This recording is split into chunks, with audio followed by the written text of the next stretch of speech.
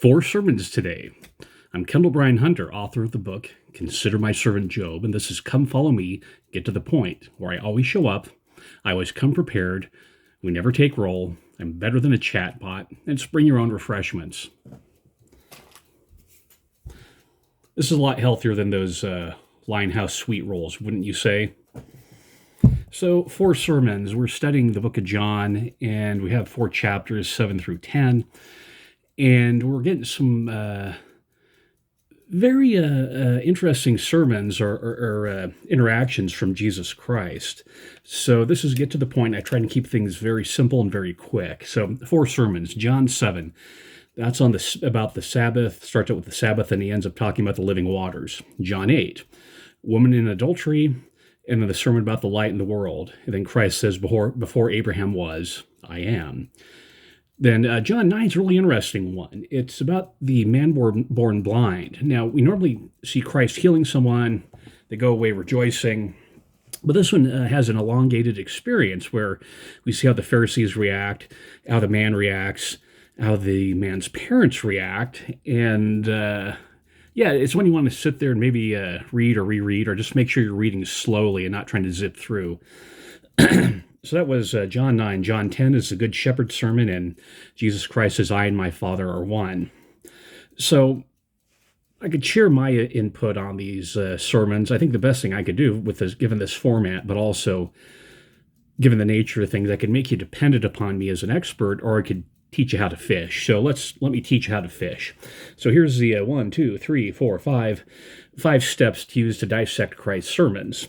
Step 1, or step A on my outline, is context. What's the background? What's going on? Why is this incident happening in the first place? Point B, or number 2, is the characters. Who's involved? Jesus, the disciples, someone else, the Pharisees. Which specific people and which specific set of beliefs are interacting with each other? C, or 3, conflict. What's the clash about? What's the controversy? Why are they having this discussion in the first place? Point 4 is the conclusion. How did Christ resolve this issue? What did Christ say? Another thing to pay attention to is what the crowd reaction was. You pay attention, especially in the Book of Mormon, when prophets teach. The prophets will say something, and then in the Book of Mormon, they'll mention the crowd reaction. It's always a divided reaction. Some say this is a prophet, some say he's not. But pay attention to how the crowd reacted, or how the people reacted to what Christ did.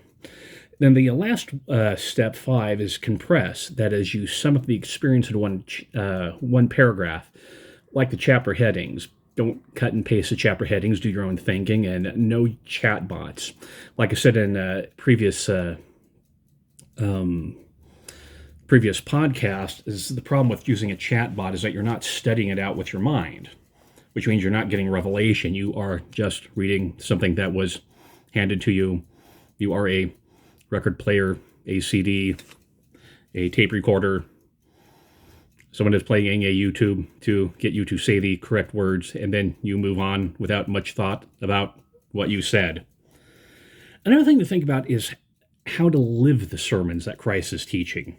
Is that you have Elder David A. Bednar, and in his books, spoke about doctrines, principles, and application. And as you are reading these, what doctrine is Christ teaching? What principles are involved?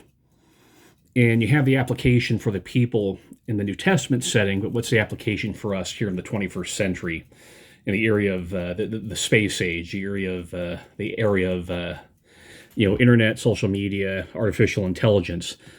You'd be surprised. It actually has the same application. Stop and think about it. Just don't rush through these things. This sprint, slow down and smell the roses, the doctrinal roses. The other thing, too, is making sure you're in an environment where you can get personal revelation.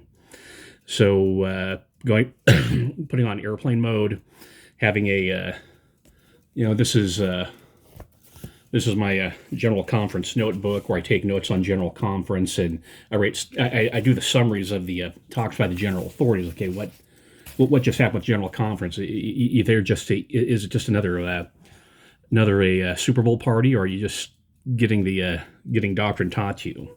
So make sure you're writing down the promptings and revelations, and you have not something. Well, I'm not going to go back and refilm this because when I refilm it, I just lose all my energy. So I'll just pretend like that didn't happen. Moving on. So personal revelation and promptings, writing them down, making sure you're reviewing them, that you're not an internet addict.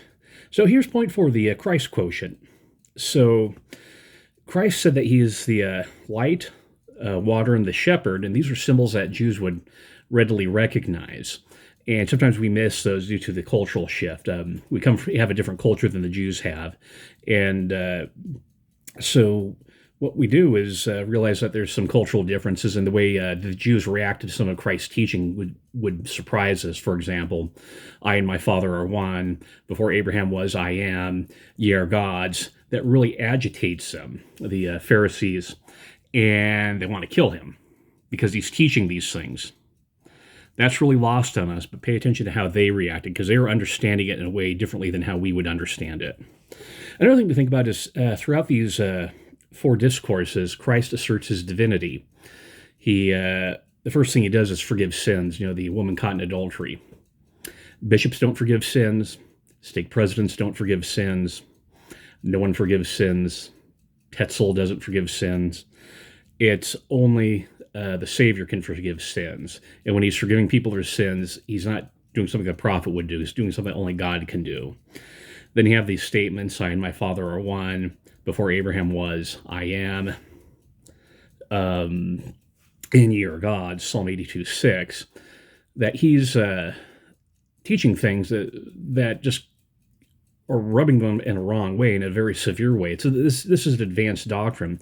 That's why the book of John isn't considered one of the synoptic gospels, because it has all these extra details that have been missing in the gospels, some of the more potent and vibrant, and some of the most liberating doctrine that you have that Christ taught is being taught in these verses. So here's the conclusion. Let me read it. If we need light, water, and shepherding, who are we turning to? Turning to the internet, turning to pundits, podcasters, and chatbots, or are we turning to Christ? And turning to Christ, that's the point.